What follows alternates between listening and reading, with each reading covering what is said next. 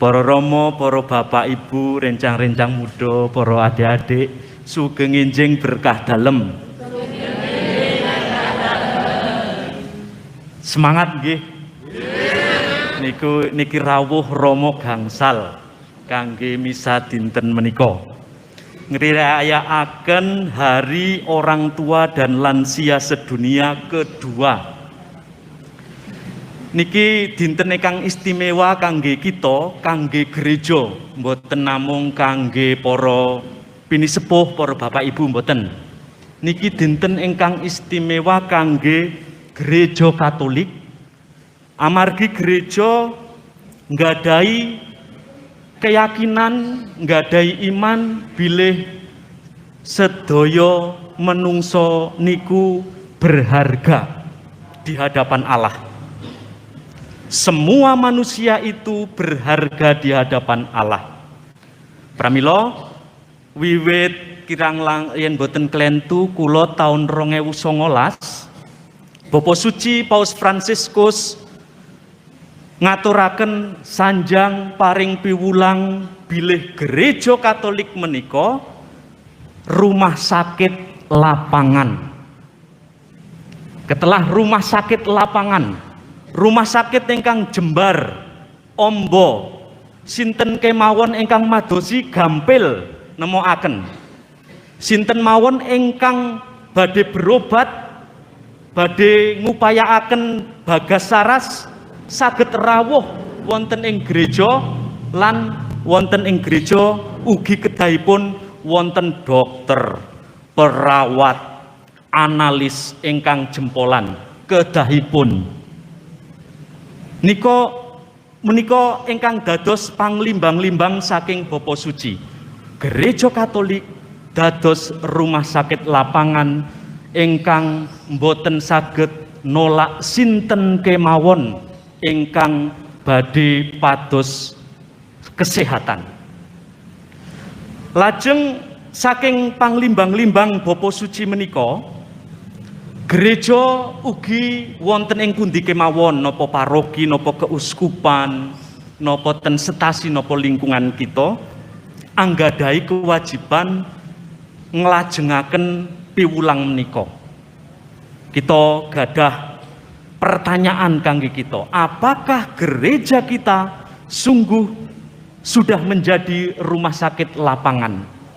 Punapa gereja Katolik, gereja kita menika sampun estu dados rumah sakit lapangan ingkang tinarbuka kangge sinten kemawon ingkang badhe rawuh. Wajah gereja ditampilkan sebagai wajah yang ramah, seperti wajah dokter dan perawat ketika di rumah sakit. Pasien sudah datang dengan kesakitan, kalau wajah dokter dan wajah perawatnya itu merengut, pasiennya tambah sakit. Sakitnya bukan hanya di tangannya yang luka, tapi sakitnya itu di sini. Sakitnya itu di sini. Kita gereja kedah terus nglelimbang menapa gereja estu sampun dados ingkang kados dipun pulangaken dening Bapa Suci Paus Fransiskus. Kangge menika wonten ing taun 2020 wonten saking Vatikan serat ingkang judulipun niku Pertobatan Pastoral Komunitas Paroki. Pertobatan pastoral, bukan pertobatan pribadi-pribadi, tapi pertobatan pastoral komunitas paroki. Wonten ing dokumen niku wau, gereja paroki khususipun napa keuskupan kedah purun goleki menapa ingkang wonten ing dinten kita menika, wonten ing jaman kita menika kirang dipun gatosaken dening manungsa. Contonipun kasebut ada wajah-wajah baru kemiskinan, ada kelompok-kelompok yang semakin terpinggirkan, padahal zaman kita menika langkung maju, langkung sejahtera ugi. Sinten to ingkang ketelahipun dados kelompok marginal, kelompok pinggiran, ingkang kirang kasih sayang, kirang perhatian. Saking budaya Eropa kasebut setunggal tiyang sepuh dados kelompok ingkang kirang perhatian. Kathah ten Eropa menika tiyang sepuh ingkang manggenipun boten ten daleme piyambak, tabone pun boten wonten. Tapi manggenipun ten panti jompo. Modale namung megang HP. Kalau ada apa-apa nanti pencet nomor ini, dokter datang atau perawat datang, bukan pertama-tama anaknya. Karena kesehatan biasanya yang menjadi persoalan untuk orang tua. Niku kangge contoh kemawon, nek wonten ing budaya timur, budaya kita kula kinten mboten. Tiyang sepuh tasik manggen kalih para putra wayahipun. Dados kita sik dados setunggal. Sepindah malih niku wau namung contoh, setunggal contoh bilih gereja kedah madosi tiang-tiang ingkang kurang diperhatikan. Niku kangge contoh kemawon sepindah malih Bapak Ibu. Wonten ing dokumen pertobatan pastoral komunitas paroki niku wau, gereja paroki sepindah malih kedah madosi punapa ingkang saged dipun dadosaken misi evangelisasi, misi kabar sukacita. Napa? Niku PR kangge sedaya paroki wonten ing gereja Katolik. Harus mau mencari wajah-wajah baru kemiskinan, wajah-wajah baru yang terpinggirkan, dan di situ gereja harus mau bermisi masuk ke situ. Karena jati dirinya gereja adalah bermisi membawa kabar sukacita. Kalau itu tidak dilakukan, kita itu namanya dopok maksud saya, ngapusi, teori saja. Kalau itu tidak kita cari di zaman sekarang, maka panggilan ini sekaligus ajakan untuk kita semua. Dan gereja pada hari ini merayakan Hari Orang Tua dan Lansia Sedunia kedua. Ini adalah awal cara gereja menghargai para pejuang, mereka yang sudah mendahului kita menjadi tua. Jadi teman-teman muda, para kawula muda, hari ini adalah langkah pentradisian untuk menghargai, menunjukkan kasih kita terhadap orang tua. Orang tua yang di beberapa tempat itu dibudayakan sudah seperti zaman kita. Misalnya ambil apa, dipakai, lalu sudah nggak dipakai, sudah nggak berguna, buang. Ada bahaya itu. Orang-orang yang sudah tidak berguna menurut pandangan kita, seolah-olah itu dibuang. Padahal mereka itu adalah bagian dari kita, orang tua kita. Kalau mental kita adalah mental membuang, seperti mentalitas dunia zaman kita, hati-hati. Hari ini mungkin orang lain, tetapi besok mungkin kita. Gereja mengajak kita untuk menjadi orang-orang yang punya tradisi dan terstruktur dalam gereja-gereja paroki, penghormatan terhadap orang tua dan lansia.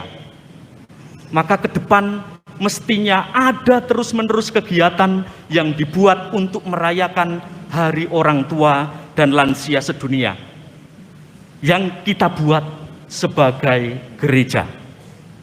Semoga ini sungguh menjadi kegiatan kita bersama. Walaupun kita yang muda, anak-anak, cucu-cucu mungkin repot ngantar mbahnya ke gereja hari ini, tetapi pentradisian, pembiasaan dalam gereja ini harus berlanjut, karena di situ kasih tampak. Misi gereja membawa sukacita tampak di situ. Kalau kita hanya males, merasa orang tua ngerepoti, mentalitas apa yang akan diwariskan kepada generasi kita? berikutnya. Kita nanti yang jadi korban, kita nanti yang mungkin akan dianggap oleh mereka tidak berguna lah, tidak perlu dibuat apa-apalah. Tetapi sekali lagi, yang mentalitas pribadi seperti itu tidak boleh merusak apa yang gereja impikan terhadap orang tua dan lansia yang wujud nyatanya hari ini kita buat. Para bini sepuh, para bapak ibu sedaya, panjenengan sami menika pribadi ingkang miturut pesan Bapak Suci Paus Fransiskus menika tiyang ingkang dipun berkahi kanthi yuswa ingkang inggil. Panjenengan menika sami tiyang ingkang sampun diparingi Gusti kathah woh wonten ing gesangipun panjenengan. Kula dereng sepuh, kula tesih muda Bapak Ibu. Saya baru kepala 4, baru, tapi ada yang lebih muda di belakang saya. Romo Aris itu lebih muda, paling muda di antarakan. Tapi para Bapak Ibu sedaya, para pini sepuh, ampun kesupen panjenengan menika miturut iman gereja. Menika tiyang ingkang dipun berkahi dening Gusti, ingkang wonten ing wedal sepuh menika tasih ngasilaken woh. Ampun boten pitados, Bapak Ibu tasih ngasilaken woh miturut kapitadosanipun gereja. Wohe wujud napa? Bapak Suci kirang langkung paring panglimbang-limbang mekaten. Para pini sepuh menika nggadahi pengalaman, napa pengalaman batin, napa pengalaman lahiriah nika ingkang estu sampun kathah. Para pini sepuh nggih menika tiyang ingkang saged ningali napa ingkang sae, napa ingkang boten sae. Amargi saged ngraosaken hasilipun. Contone mawon, yen nalika muda koken ngrokok, mangke sepuh nggih ambekane radi napa lah, niku resiko logis, niku resiko ingkang tiyang sepuh ingkang sampun ngalami saged paring pulang dateng para kawula muda. Nek ngerokok ya ngerokok, ning aja kaya sepur misalipun. Ngoten niku contonipun mawon Bapak Ibu. Para Bapak Ibu, para pini sepuh nggih menika tiyang ingkang kados wonten ing pesanipun Bapa Suci kedah nggadahi misi tugas nggih menika merubah dunia yang mentalitasnya sekarang tadi membuang, nek wis ora migunani dibuang. Bapak Ibu nggadahi tugas maresaken, mewariskan dumateng generasi muda ingkang asmanipun kelembutan hati, kerendahan hati, sikap sabar. Zaman ini semua ingin serba cepat, tetapi orang tua itu mengerti yang cepat-cepat hasilnya biasanya tidak baik. Pramila para Bapak Ibu menika tiyang ingkang bahasanipun Bapak Suci ingkang menjadi penggerak untuk revolusi spiritual, kedah ngubah napa ingkang boten sae ingkang dipun yang dilakukan oleh orang-orang muda harus dirubah. Dengan cara apa? Wariskan kelembutan yang Bapak Ibu miliki, pengalaman yang Bapak Ibu miliki, yang Bapak Ibu renungkan, refleksikan, bagikan itu kepada orang muda. Bilang kepada mereka, nek ngene iki engko hasile ngene iki. Kuwi pengalamanku. Nek ngene iki engko hasile apik. Itu pengalaman dan permenunganku. Misalnya seperti itu. Karena sekali lagi usia Bapak Ibu, usia tua menika dipun pahami, dipun yakini dening gereja, dening Bapa Suci piyambak ingkang yuswanipun sampun 86 tahun ya, Bapak Suci Paus Fransiskus usianya ya saya kira. Ingkang yuswanipun sampun 86 niko Paus Fransiskus. Dan inilah hasil dari refleksi beliau pada pesan di hari orang tua dan lansia sedunia kedua hari ini. Para Bapak Ibu, miturut tiang kathah, para Bapak Ibu, para mbah, Bapak Ibu menika langkung tresna dumateng para wayahipun putu tinimbang dumateng para putra putrinipun. Leres mboten? Anak-anak jangan cemburu. Yang merasa masih anak-anak jangan cemburu. Nanti kalau di rumah orang tuanya jangan dimarahi. Jangan. Ini jawaban jujur dari para bapak ibu yang hari ini kita pestakan, kita rayakan. Kirang langkung kenging nopo Bapak Ibu? Katresnanipun langkung ageng dumateng para wayah putu tinimbang dumateng para putra putri. Niki wau kula pas vio Mazmur niki wau, kula niku memperhatikan Mbah Kardi kakung putri. Itu tatapan matanya berbeda karena memang cucunya yang tugas. Maka tadi saya itu sebenarnya nggak konsentrasi tapi batin malahan saya. Batin yang bakar dipikirkan itu apa ya? Ketika melihat Vio yang masih muda, yang pernah saya tanya, Vio mau sekolah di mana? Oh, bagian teknologi, mau ke Jepang, misalnya seperti itu. Saya jadi berpikir, yang mbah-mbah ini pikirkan apa untuk anak-anak, untuk cucu-cucunya ini. Kirang langkung nopo Mbah ingkang wau dipun panjenengan pikiraken nalika Vio Mazmur niki wau. Monggo langsung mawon.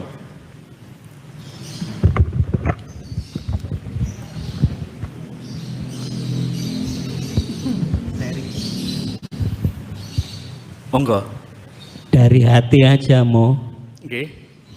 Ya timbul sendiri cinta kasih kok iso putuku ngelakoni sing apik. Nggih, matur nuwun. Sederhana tapi ini kebenaran. Kok bisa cucuku melakukan yang baik? Keyakinan Paus itu benar. Mereka adalah orang-orang yang memiliki pengalaman kelembutan hati dan mereka yakin itu harus diwariskan kepada generasi muda. Apakah ini tandanya anak-anak itu wis angel dikandani terus ya wis lah karo putune wae? Apakah tanda seperti itu? Mungkin ada benarnya dalam pengalaman hidup. Tetapi secara umum gereja meyakini berdasarkan yang Paus katakan, orang tua adalah mereka yang memiliki kelembutan hati karena mereka punya pengalaman. Orang tua adalah mereka yang punya misi mewariskan nilai-nilai kehidupan yang luhur kepada generasi muda. Maka kita yang masih muda ini, yang kalau seperti ini ada telur angsa di apa kita ini jangan gaya lah. Begitulah perintahnya, pesannya maksud saya. Jangan terlalu, wah aku masih kuat, nyambut gawe pokoknya sak kemenge. Oh, jangan seperti itu. Kita mewarisi dari para orang tua kita sesuatu yang sebenarnya sangat berharga. Sesuatu yang sangat berharga dan ini pada hari ini dimunculkan oleh gereja. Supaya kita bisa mengerti pengalaman mereka, perjuangan mereka, dan kita belajar dari situ. Tujuannya membawa kepada kebaikan. Bayangkanlah, Paus juga menyinggung dalam pesannya, bagaimana anak-anak di Ukraina yang sedang berperang itu. Yang mereka warisi itu apa? Suara mortir, suara senapan, deru kendaraan baja. Kita boleh khawatir akan jadi apa mereka itu ketika mereka diwarisi dengan yang namanya dendam, dengan yang namanya ayo berjuang untuk membalas. Anak-anak menurut gereja kita adalah penerus warisan kelembutan belas kasih yang bersumber dari Allah sendiri. Maka Bapak Ibu, hari ini mari kita merayakan dengan sukacita. Bapak Ibu sanadyan sampun sukunipun yen nggih jumeneng radi sakit, astanipun yen ngangge nggih nyepeng napa radi sakit, tetapi ampun kesupen Bapak Ibu sampun dipun berkahi Gusti kanthi yuswa, kanthi pengalaman. Menika mboten sia-sia. Pramila monggo dipun terusaken dhateng putra wayah. Berilah anak cucu tidak hanya sangu yang warna biru dan warna merah, tetapi warisan yang ini, yang wujudnya nanti. Seperti tadi Mbak Karti katakan, kok iso ya putuku ngono kuwi. Gawe sing apik ngono kuwi. Warisan ini tidak seperti sertifikat tanah, tidak seperti uang segepok, tetapi harus diwariskan dalam hidup harian. Saudara-saudari yang terkasih, dalam pedoman untuk hari ini, salah satu yang bisa kita buat, khususnya teman-teman muda, teman-teman saya yang muda, yang bisa kita buat adalah untuk menunjukkan belas kasih ini. Carilah di tempat kita orang tua yang sendirian. Cari. Senes Mbah Pur niki Mbah Pur caket niki Mbah Pur. Kathah rencangipun Mbah Pur Putri. Carilah orang tua yang hidupnya sendirian, nggak usah peduli dia itu beragama atau tidak. Dan yang bisa kita buat adalah datang dan kunjungi. Kalau punya duit belikan kopi, teh, gula. Kalau punya, kalau tidak bawa hati, ajak ngobrol. Itu saran untuk mewujudkan kasih di hari orang tua sedunia dan lansia ini. Itu pesan pastoral untuk semua orang muda. Semua. Kalau yang Katolik itu ada, tolong kunjungi. Kalau di dekat tetangga kita ada yang sepuh dan sendiri, tolong kunjungi. Ini bukan tugasnya Pak Setasi, Pak Lingkungan, bukan. Tetapi tugas ini dikoordinir berdasarkan hati dan pemahaman bahwa nilai manusia itu berharga. Orang tua itu adalah orang yang terberkati dan diberkati. Maka saudara-saudari, ajakan Paus yang saya tangkap yang terakhir adalah Bapak Ibu ampun kendhat ndedonga. Maos kitab suci ndedonga yen tecek saged aktif ten liturgi, terlibat ten liturgi. Ampun kendhat ndonga kangge gereja, kangge para putra wayah, supados keyakinan gereja bilih sedaya manungsa meniku berharga saged dipun lajengaken oleh generasi muda, oleh kami yang muda itu. Wariskan itu kepada kami supaya kami bisa belajar. Doa tadi boleh seperti doanya Abraham. Nawar, saged mawon, angsal mawon. Atau doa yang paling sempurna seperti yang Yesus ajarkan, Romo Kawulo, Kanjeng Romo. Doakan itu. Pesan Paus adalah di banyaknya waktu atau masih waktu yang kita miliki, para bapak ibu, para pinisepuh, ampun kendhat ndedonga.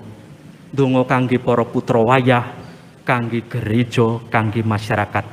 Sesarengan monggo kita kanthi lembah manah nyuwun dumateng Gusti supados kita yakin bilih gereja kedah membuka diri, terbuka untuk karya misi, tidak jalan di tempat, tidak merasa puas dengan yang sudah dibuat, tetapi membuka diri, membuka mata untuk melihat keprihatinan yang ada, yang wujudnya hari ini. Kita nyuwun mugi-mugi Roh Maha Suci maringi kita sedaya kawicaksanan, hikmat, berkat, supados kita estu dados gereja ingkang martosaken keselamatan kangge sedaya manungsa. Amin.